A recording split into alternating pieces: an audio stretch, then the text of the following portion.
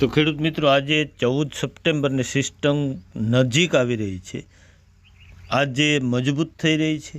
ભેજવાળા પવનો આવે છે ગુજરાતમાં અને સિસ્ટમ જે છે એ વરસાવે છે વરસાદ. સિસ્ટમ આજે પશ્ચિમ દિશામાં ગતિ કરશે. મહારાષ્ટ્ર લાગુ જે કર્ણાટક વિસ્તારમાં પૂગી ગઈ છે ને અરબી સમુદ્રમાં એક યુએસીનું નિર્માણ થઈ ગયું છે. નાનો રાઉન્ડ છે. આજે વધારે અસર જોવા મળે એવું દેખાઈ રહ્યું છે. કાલથી અસર પાછી ઘટી જાય છે અને પાછો 18 તારીખથી જે રાઉન્ડ લાગવાનો છે તેનાથી ખેડૂત મિત્રો સાવધાન. મગફળી સાચવી લેવા વિનંતી. બધે ન આવે પણ ખેડૂત મિત્રો આવશે જરૂર વરસાદ. કાલે જોઈએ તો સૌરાષ્ટ્રના ઘણા ભાગોમાં વરસી ગયો વરસાદ. ખાસ કરીને પશ્ચિમ સૌરાષ્ટ્રથી લઈ અને મધ્યમ સૌરાષ્ટ્ર સુધી રેડા ઝાપટા પડી ગયા.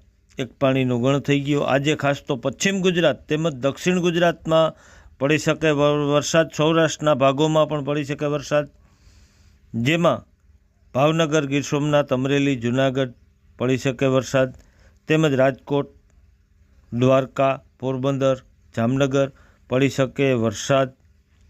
બીજા ભાગોમાં કચ્છ સહિત વરાપી માહોલ જોવા મળે અને 18-19 તારીખમાં જે બીજો રાઉન્ડ આવે છે ખેડૂત મિત્રો તેનાથી સાવધાન રહેવાનું. અત્યારે જેમની મગફળી પાકમાંથી આવી ગઈ છે તેમને વેલેરી સાચવી લેવાની છે. તે રાઉન્ડ કદાચ બધે આવી શકે. આ રાઉન્ડ તો લગ બાય ચાન્સ હતો, મળે અને મળે તો કાલથી તીવ્રતા ઘટી જાય, પણ આવતી 18-19માં સાવચેત રહેવાનું. અને વિદાયની સિસ્ટમ બની ગઈ છે તો હવે ચોમાસું પણ લાંબુ નહીં ચાલે.